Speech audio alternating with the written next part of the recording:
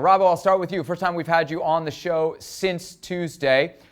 What happened in that match? Where did it all go wrong for Manchester United? And who's to blame? Because it seemed to, in every single way, from the opponent to the fact that United only needed a draw, be perfectly set up for what this Manchester United team does best.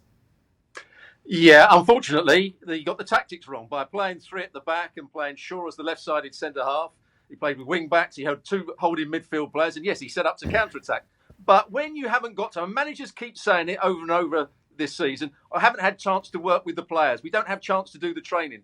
Well, to change the system before a very, very big game and not have any time to work on it showed. The back three didn't communicate with each other. Shaw went into midfield at times and got caught out of position. Wan-Bissaka was then having to come round on the cover because Lindelof was going too far across and then Maguire was going too far across. They were all over the place defensively. And because Leipzig didn't really play with the centre forward and they were dropping into midfield, that was being overloaded. So the two holding midfield players couldn't dominate the game.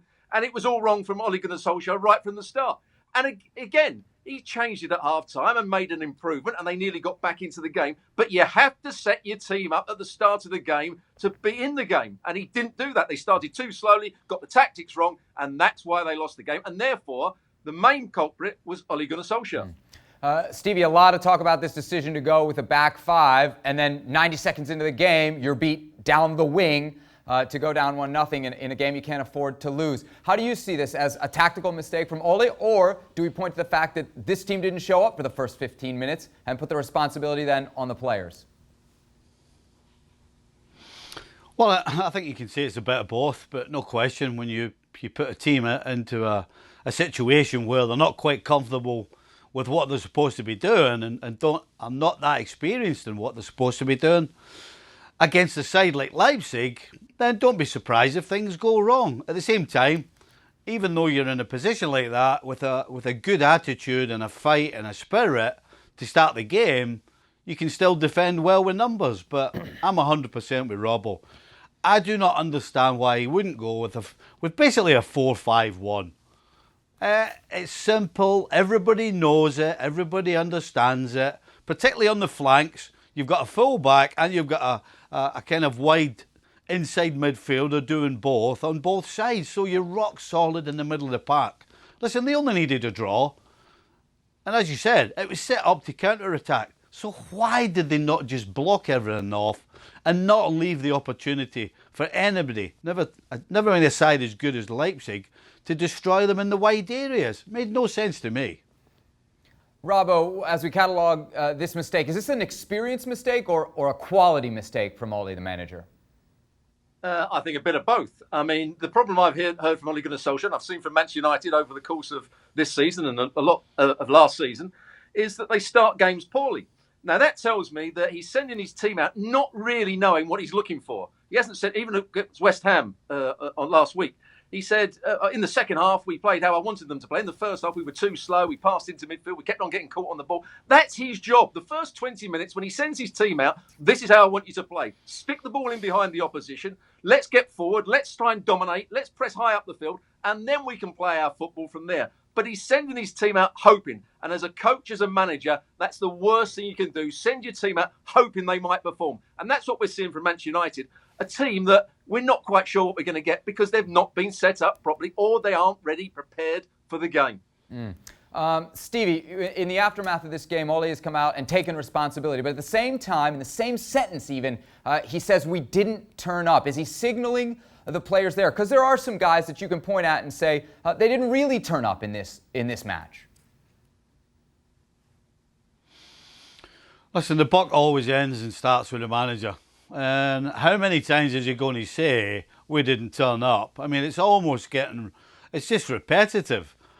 And the first job you have to do when your team steps on the field, listen, you can't play for them and you can't make decisions for them, but you can rile them up and make sure that they've got steam coming out their ears before the whistle goes, and at the very least, is that a manager's responsibility, Stevie, at this level? Is that the manager's responsibility? These are supposedly world-class. Absolutely.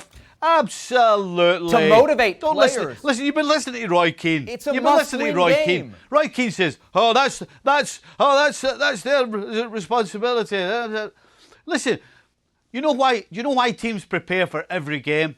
It's called preparation. And you know whose job the preparation is? It's the coach. And the reason you prepare is so that when you go on the field, you're ready to go. Now, whether that means you go around kicking people up the backside or arguing with them, whatever you have to do as a coach to make sure that each individual steps on that field ready to go, then you have to do it.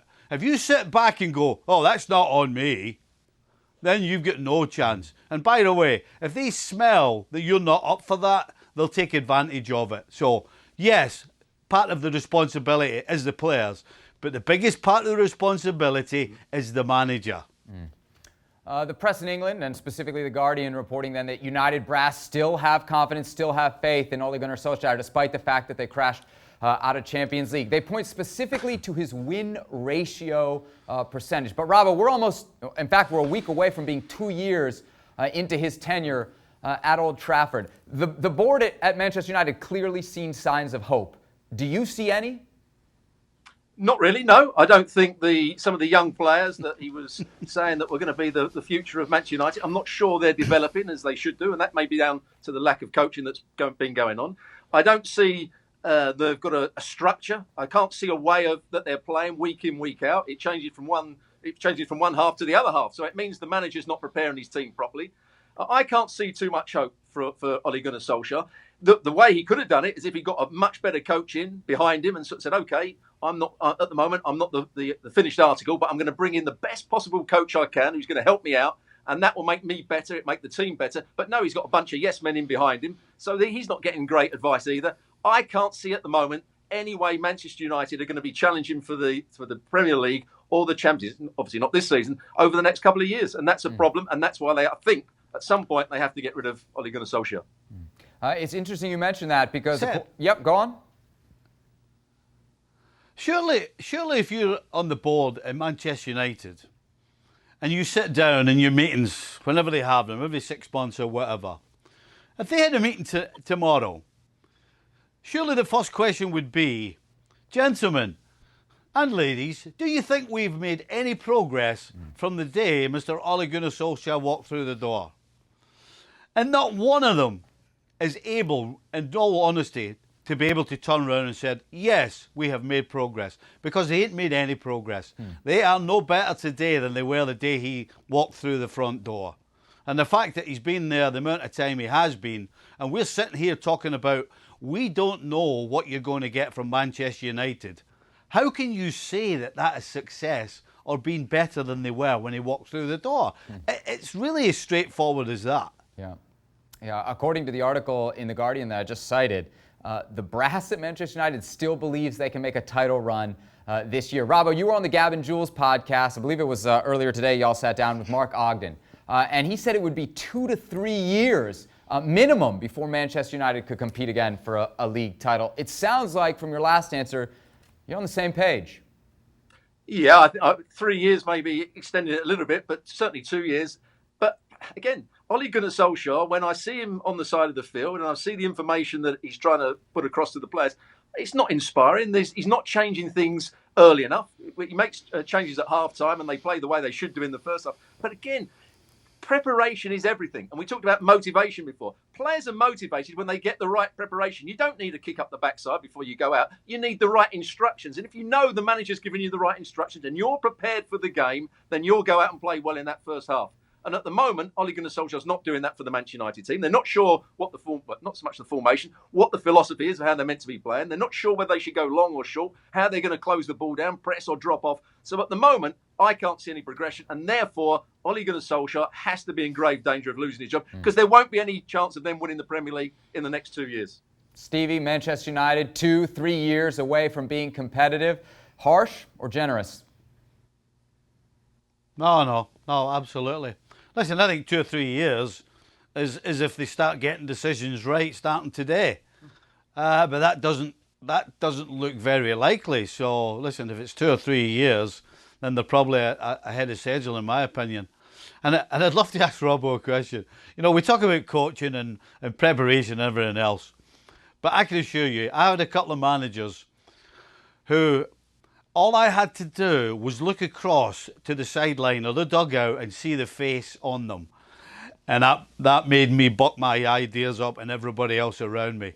And I can assure you, coming in at half-time or at the end of a game, when things haven't quite worked out, you didn't want to go. You were hesitant, and you got in there, and you got your head down. You didn't make any eye contact with them because you know you were in for it. Do you really think any of these players are scared at all of Ole Gunnar Solskjaer? Do they really walk in the dressing room after being horrendous and being 2-0 down at half-time and quite a few games thinking,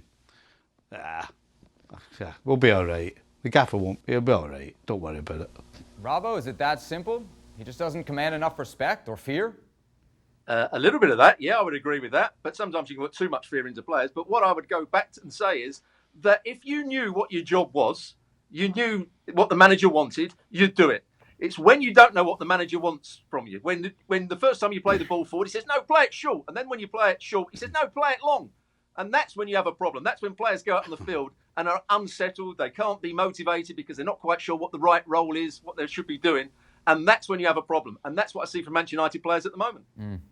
You mentioned the term unsettled. One of the main things unsettled right now, Manchester United, Paul Pogba and his future. Of course, they face Manchester City at Old Trafford on Saturday. We look at Pogba's recent performances, the goal against West Ham, had a little bit of a spark against Leipzig. Robbo, would you start him against City? He's still one of their best players. He's obviously had a problem. He's got a problem with the manager slightly. Is he a better player than Matic? Yes, he is. Is he a better player than McTominay? Yes, he is. So I would certainly play Paul Pogba. If you've got a player of that quality, you've got to get the best out of him. And wherever you're playing, if it's in a midfield three on the left-hand side, as he played for Juventus, you've got to get the best out of him. He's a better player than the midfield players they've got in the side, maybe apart from Bruno Fernandes. Stevie, I want to know if you think he should start, though, based on most of your answers to this question. No, I think I already know. Let me ask it to you this way, though. Why would you start him? Why would you start him? Because we already know that Manchester City are going to have more of the ball, and all we've done, particularly, is criticise how he cannot. He's a liability in their own half, their own defensive shell. He's a liability. So why would you play him against a team that you know is going to have more possession in and around your defensive area? It makes no sense to play the guy. That's why he hasn't been playing, because he can't do anything to help you defensively. I'll go back to it again, Stevie. And he's better than McTominay, and he's better than Fred, but unfortunately, they do a better job defensively, and you have to defend before anything else. You say it all the time. You have to win the battle straight away, and you ain't winning the battle with this guy. But not a Man United. When he was at Juventus, when he played for Juventus, because he knew his role in the side, he knew what he had to do. Who are a good team. He was a brilliant defensive player. All right, gentlemen, let's leave our Pogba discussion there for now. Get a couple quick picks ahead of Saturday's game. Robbo, how do you think it'll go down at Old Trafford? I think Manchester City will dominate the game, and they'll got Aguero back, and hopefully he starts, because when he's playing, they're a much better side. So I'm going to go for a Manchester City win. Stevie? I've got absolutely no idea. I change every week. I go, Man United, this is perfect. They'll sit tight and break and win. And then they go and throw it in my face. And then I go the other way and say, there's no way they'll win. And then they win. I honestly don't know. I'm going to go with City, because at least you know what you're going to get from them. But really, it's a toss of a coin on United right now. Well, thank you very much for watching ESPN on YouTube. For more sports highlights and analysis, be sure to download the ESPN app. And for live streaming, premium content, and let's not forget as well, ESPN FC 7 days a week. Subscribe to ESPN Plus.